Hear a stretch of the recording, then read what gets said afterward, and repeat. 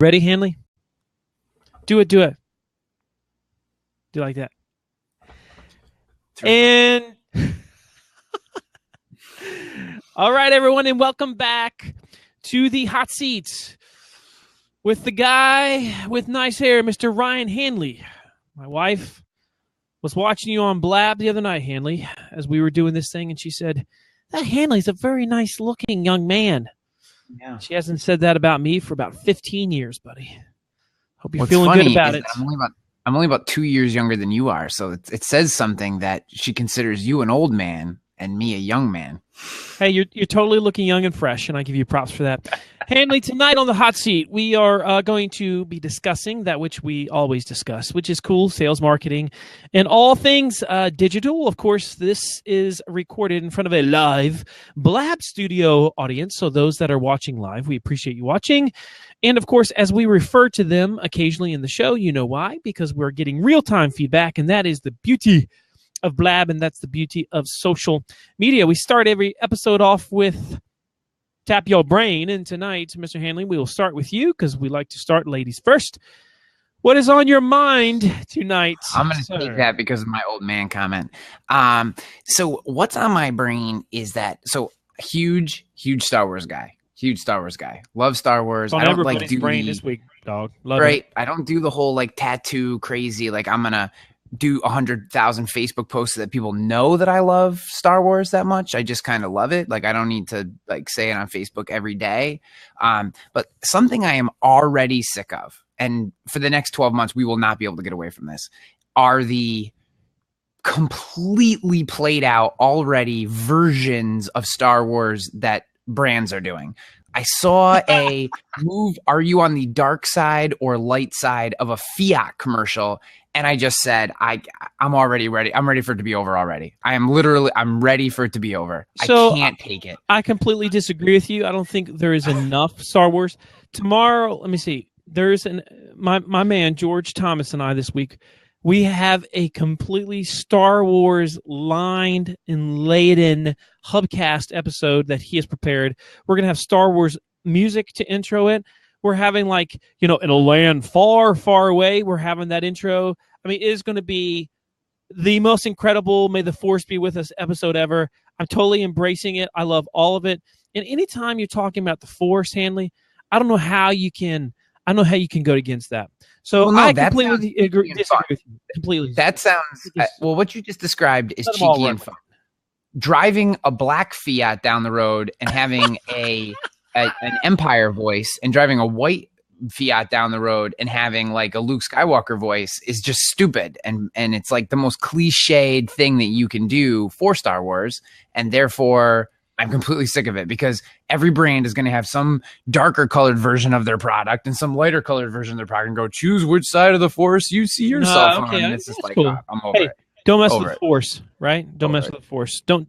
Don't misuse the Force, maybe is the better. That's the moral of the story. With great power comes great responsibility. Good. So what's on my brain tonight? So Spider-Man. You see, Hanley, that I'm wearing my nice shirt on Blab if you're watching this Blab. And that is because tonight with my guy, George Thomas, he drove 6 hours or 5 hours, something like that today from Charlotte, North Carolina to be here. We're at my river house, and we're doing videos all-nighter with videos. And we have really, really embraced video at the sales line. And I think visual is a huge deal.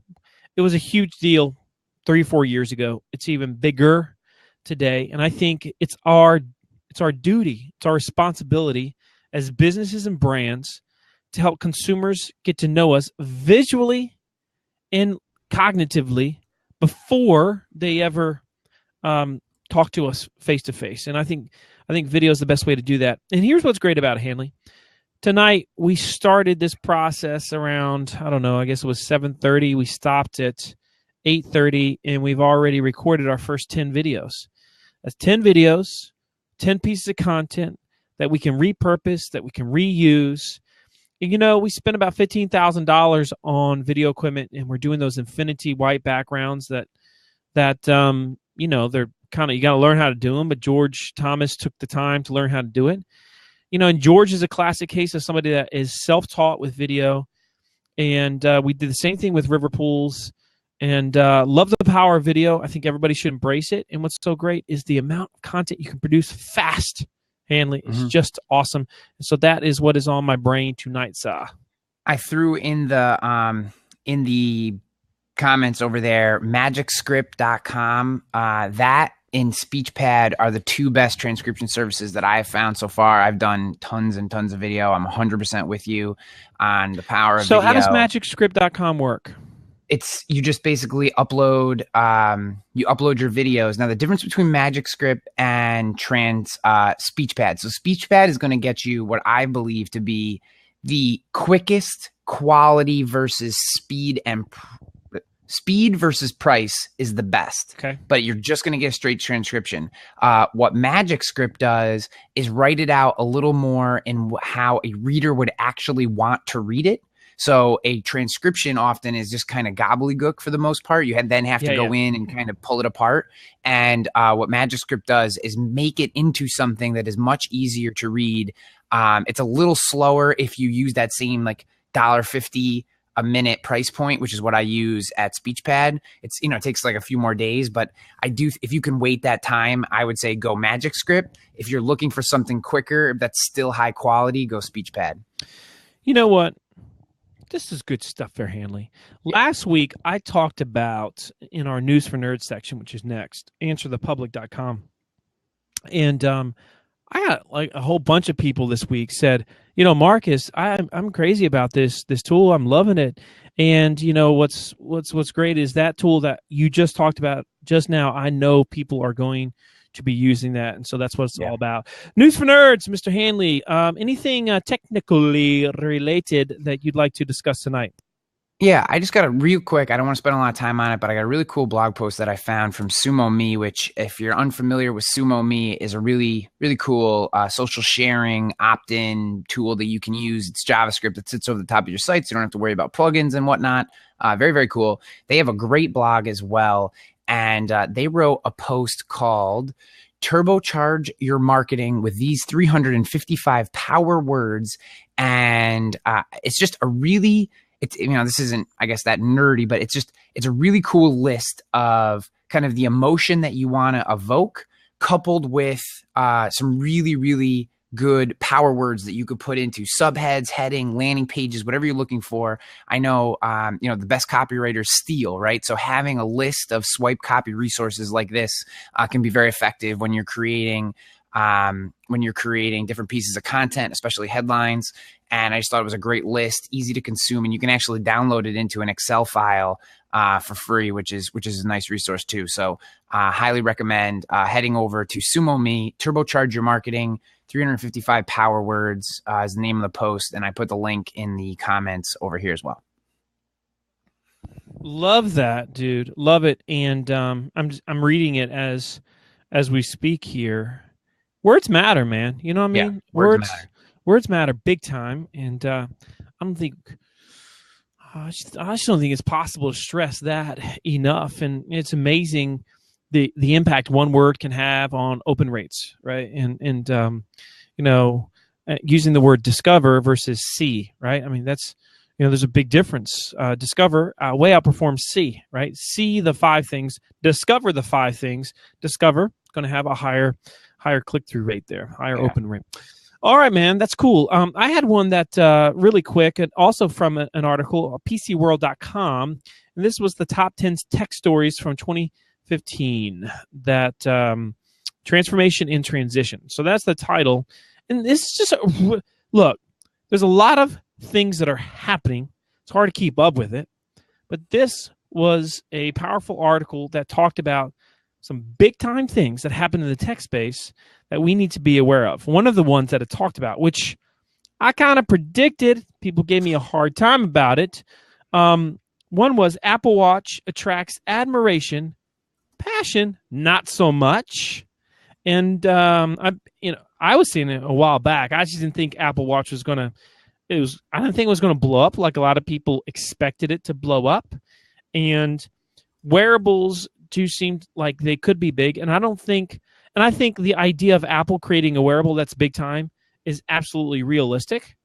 But the fact of the matter is, the Apple Watch hasn't revolutionized jack.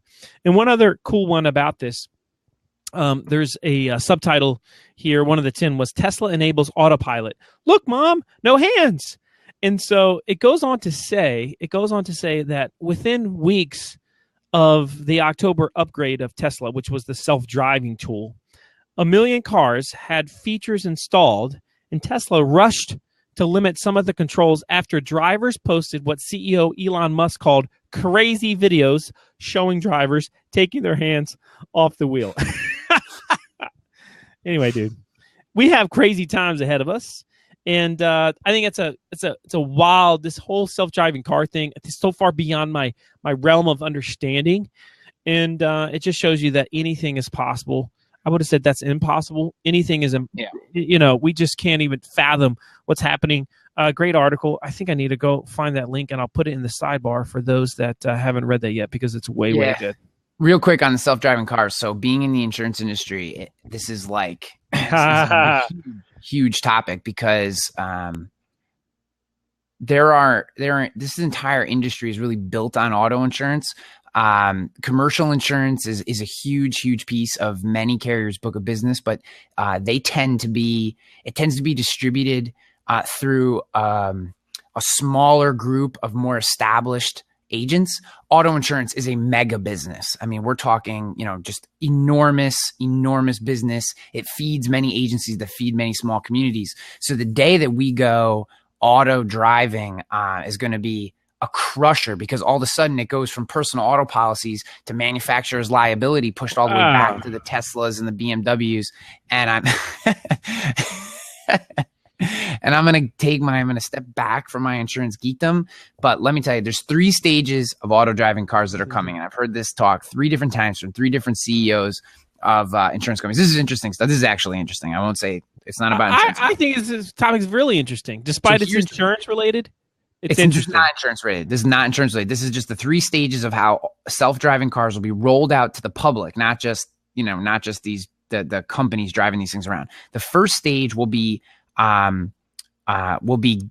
autopilot. So essentially, you'll be driving, you'll pull onto a highway, and your car will just take over for you. And you'll still sit in the seat, you still have your hands, right by the wheel, but the car will move up to speed and drive itself in, say, a highway environment. And then as you pull off the on-ramp, the car will disengage and you will take over driving again. So that's kind of autopilot. That's stage 1. Stage 2 is you sit in the car. It still looks like a car, but you are able to hit a button from your house to where you want to go, and you never actually have to put your hands on your wheel if you don't choose to. This is very much like, do you remember iRobot with Will Smith? Yeah. This is the model that they had. We're like drones coming back. Yeah, and then the last one is you're not actually in a car anymore. You're in a box, like an office, where you just sit and the chairs swivel, and you can, you no longer have to have 4 seats facing forward, because the box actually just moves itself, and you never have any input into where it's going other than telling the machine where to take you. And those are the 3 phases of how these people see, that I've heard it a couple different times, and it's really incredible stuff. I mean, we're at the box driving itself today. It's just getting it rolled out to the public. I just feel like that's a quantum leap. I mean, I really do. I think, like, to me, that's a 100-year leap. It's more of a leap in psychology to the consumers than it is the technology. The technology is there, essentially. It's more the consumer mindset. But here's what I don't understand, Hanley. It's like I could see, like, how does the cars, and we don't have any more time to talk about this, but how do the cars know what all the other cars are doing, because they're not interconnected? Bro, the internet. They know because of the internet, bro. It's nuts to me, bro. I mean, you can touch your cell phone and send me your geo position. My brother-in-law did this the other day. My brother-in-law and I were going out for drinks with a buddy of ours, and I said, hey, come over and pick me up on your way here, because the bar is between my house and your house. And he goes, oh, so what am I, your Uber now? And I said, yeah, you're my Uber. Get over here and pick me up. I just requested you. And so he, being kind of busting my chops, clicks a button on his phone to share his position with me, and I could literally watch him on the map as he traveled from his house to my house, and I knew when to step right outside and just jump in the car. And that's all because of the internet, Marcus. The internet. Oh, I love it. So listen, we always have a section that's DDYST, which is, dude, did you see that? And we had a really interesting one that you found this week, Hanley, for somebody that we both think really highly of. Yep. And so it started with the site, which is called, I'm guessing the pronunciation, Hanley, is Patreon.com, would you say? It's or Patreon? Which Patreon. Patreon.com. The person that did this was Mark Schaefer. Patreon is one of those sites where I guess it's almost like, I don't know how would you, almost like a crowdfunding maybe site, Hanley. In the case of Mark Schaefer, now he's got the website, which is, I believe it's businessgrow.com. Would you say that it is? Grow. Yeah. And it's it says, I'm going to put the link here in the sidebar for those that are watching live, but it says Mark Schaefer is creating marketing insights and commentary, and it goes on to explain who he is. And then he says in a paragraph, I want to build trust with my community in a high-free, ad-free environment. By pledging support for my work, you are voting for content that is bold, brave, and unlike anything else you can see in the business press. Through your support, I will be able to devote more time to content that educates, inspires, and makes you think. Thank you, which is really, really cool. His milestone goals. He wants to get at least $1,000 per month to achieve this. Now, which, by the way, I mean, Mark is a very successful guy. He doesn't need $1,000, but I'm guessing if he's going to invest this time to take the blog up even another notch, which would be incredible because it's already so good, he wants to justify it from a monetary expense instead of flooding it with ads. So before I say my thoughts on this, Hanley, I'd love to hear yours. I think this is really interesting and certainly caught my attention. And I'm putting the link in the sidebar right now for anybody that wants to check this out. Super interesting. Applies. I'm sure it could potentially apply to a lot of businesses. Now the question of, does it work? That's what we're going to talk about. Yeah. So I actually, I love this. I think that in an ad blocking world where, advertising being our most traditional method of raising revenue and funds for websites, especially blogs, and with ad blockers coming out and I think consumers trying to increase their user experience online and inadvertently destroying the revenue models of the free sources of content that they want to consume. I think this is a great move. I love it. I question how, I question if I could pull this off. I mean, $1,000 a month just to read blogs that you already get for free from me. I question if I could pull that off. I think it would take me a long time to do that. I don't know.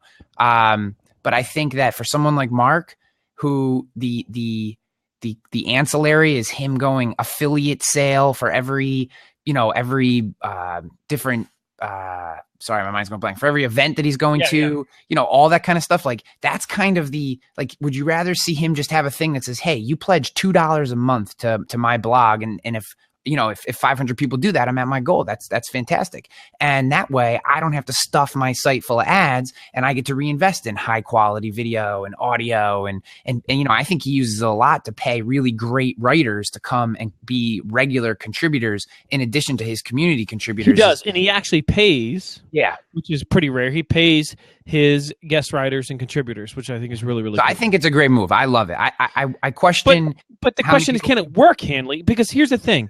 I don't know if many people, at least in the social media space, have a better, more loyal following than Mark Schaefer. And if you look at this site right now, and this is, to me, it has zero reflection on him as in terms of an effective leader, if you will, a motivator of people. But right now, he's got 32 patrons at $188.35 per month. And I read that. This is me. I read that and I think, okay, I know the size of Mark's brand. I know his following. And he's got 32 patrons. So maybe if I did the same thing, I would get 3.2 patrons paying me $18 a month. You know what I'm saying? I mean, that's my impression as soon as I see this. It just is like, wow, are we that far removed from appreciating content and valuing that we're willing to pay anything for it, especially if we love the person. And anybody I know loves Mark Schaefer. And again, I'm not saying this is necessarily a reflection of that the campaign here was a failure. Maybe it's new. Maybe he's got bigger plans for it. I don't really know. Yeah. I love the idea, but the results so far are underwhelming based on the person. So I've heard he did a podcast where he talked about this with Tom Webster. It wasn't the whole focus of the podcast, but it was he definitely talked about it. And, I think he positioned it really just as a test. I think that if Mark Schaefer said, this is incredibly important to me, and, in order for me to continue to provide the value that I'm providing here, I need to see this back. Could he get more? I'm sure he could. I think that if this was the only way you ever planned on monetizing your blog, I think you could probably generate decent. But can anyone live off $1,000 a month? No. I think he's trying to take the high road. And the fact is, the high road, unfortunately, in this space, and this is a very perceived high road, is also oftentimes the unprofitable road. Yeah. And I think we have to sell. We have to be willing to spend time selling and talking about selling. Yeah. And so Billy Bob just said Steve Dotto is a consistent income stream from Patreon. He's talked about it on Blab. Yeah, but Dotto works at it. I think that if Mark worked at it, he'd have a great income from it. I think that Dotto works at it all the time, and know he does. So I think if it's a regular call to action, if it is a known thing, the moment it becomes a regular call to action, doesn't that have some of the same, disappeal of paid ads? I don't think so, because let's say you guys, you and George had some course, right? And you gave me a graphic for it, and it's not my course, it's your course. But what I'm doing is pitching it, hawking my stuff on my site. And then Jay Baer's got a course, and then, Brian Clark's got a course, and then, and all these other copy marketers. And now I'm stuffing your ads and your banners into my site, whether they fit or the graphics fit. I think that's what people get sick of. They want clean, crisp, they want the content. I think that that's why it works so well. I think that's why content marketing works so well when you're selling your stuff via content marketing. I think content marketing as an advertising tool, or when advertising is your revenue, I don't think that you can attack content marketing with the same set of foundational principles that you do when you're selling your own stuff. Because what you're not doing, content marketing solves problems. It connects solutions to problems. It is not the best course of action, in my opinion, for a digital publisher, which I find, Marcus, you and your clients are brands that publish, right? You are brands that publish. That's who you are. The New Yorker is a digital publisher. It's a huge, huge difference, I think, and the methods that you use versus the methods that someone like that uses are completely different.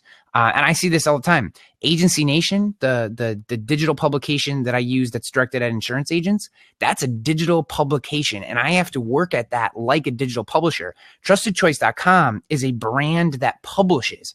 And I'll tell you, though the tactics are similar, they are very, very different at the same time. And I think monetization methods like this have to play into your, it all has to fit what you're trying to do. Marcus told me before, I asked him before, why is your email sign-up form tiny? It is never the primary call to action.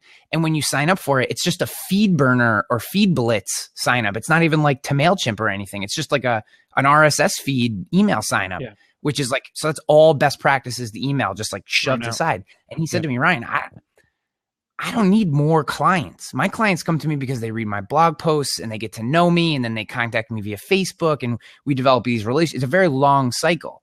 I don't need to be doing affiliate sales through MailChimp to make money. And that's his method. And for that reason, he's built his presence the way he's built it. I think Patreon fits him, or I don't know that it would fit everybody. I don't think it would fit you. What you're trying to do, I don't think this would be something you it's a tough conversation, because if you look at the Jay Baer model, he's got more sponsors than anybody and that I know in the digital space, and he's crushing it. But we need to move on. Publisher. Jay Baer isn't a brand that publishes. He's a digital publisher. That's how he monetizes his stuff. I got you. It's a great conversation, and it's an interesting one. Regardless, we love Mark Schaefer, and if you are not reading his stuff, you certainly should be. Okay, Hanley, Hot seat tonight. Hot seat tonight. You want to talk about sales? You want to talk about marketing? What do you want to talk about? I'll give you the call on this one. You normally defer to me on this, usually in this section, and I would like to defer to you tonight. You pick what you want. You had some good ideas. So I'll tell you what's on my mind. I wrote about it actually over the last week. I've been thinking about this. The idea of the value of sales teams in 2016 and beyond, and the value of closing rates. Used to be people would brag about closing rates, right? I close 80% of the deals. And, there was a time when closing rates really mattered a lot more. But every study you read now says essentially the same thing. B2B, B2C, that 70% on average of the buying decision is made before someone, a consumer prospect, talks to a salesperson. And so if this number is true, what does it mean for sales? What does it mean for marketing? Of course, the natural way to look at this, very naturally, is marketing has a greater impact on the actual sale than sales departments. So here's what I'm thinking about, Hanley. What is going to happen with compensation of sales and marketers over the next 10 years? And what is the value of a closing rate today? What say you? We're dealing with this at trustedchoice.com right now. I'm dealing with this every day. Here's my intuition tells me that there will be that so here's my intuition. My intuition tells me that as a broad sweeping stroke, marketers' salaries will go up and sales commissions will come down. But let me dig into that just a little further. Marketers will also become a have and have-nots. There will be an enormous class of marketers that never really take it seriously beyond some best practices articles that they read. They'll know how to use Canva. They'll know how to use WordPress and do some tweets and Facebooking. And that's what will be their skill set as a marketer. There will be millions upon millions of them, and they'll be the baseline entry level, and they'll never ascend. I think the really good marketers will. George says, "Oh no, that's not good." George, I think you're already past that, bro. So I think the upper echelon of marketers, the people who start to dive into this a little deeper, understand that psychology is part of it, words are part of it, that there's so much more that goes into being a marketer than just being able to use the tools. I think that skill set, what do you call that person? Because that person, and I love how you're distinguishing it. That person is going to have, or a title will develop for that person. Because, or what are we going to call it, like an advanced digital marketing, or a sales and marketing strategist, or is it an inbound marketing you see what I'm saying? Yeah, no, I do. I think digital will be gone soon. I don't think that you can be good at digital and not understand traditional. Not that you have to be purchasing traditional for your clients, but you have to understand how traditional works, why the psychology behind traditional worked, and how people are still influenced by traditional in order to do digital very well.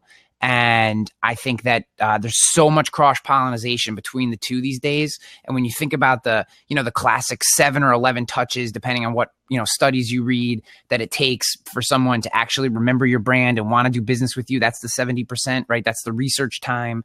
For you, Marcus, it's that guy that read 364 pages of your site before he ended up doing business with you, and then his wife read 100 and some odd, the story you tell. I think that today, in our fast-paced world,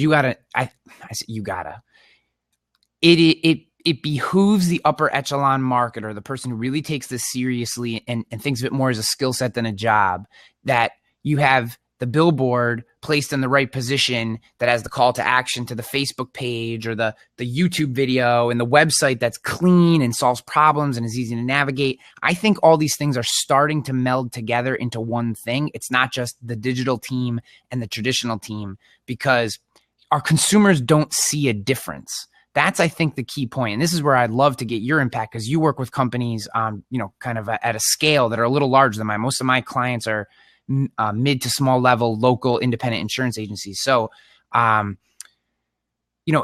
don't think our consumers see any difference, right? They don't see digital. They're like, oh, wow, your Facebook marketing is amazing, but your billboards are terrible, right? It's just the brand and the message, and does it make me connect with you? And that's really where I see us going, as you and I personally evolve, is understanding the world that isn't online more and trying to pull that into our overall strategy. I think that's really the crux of this thing is.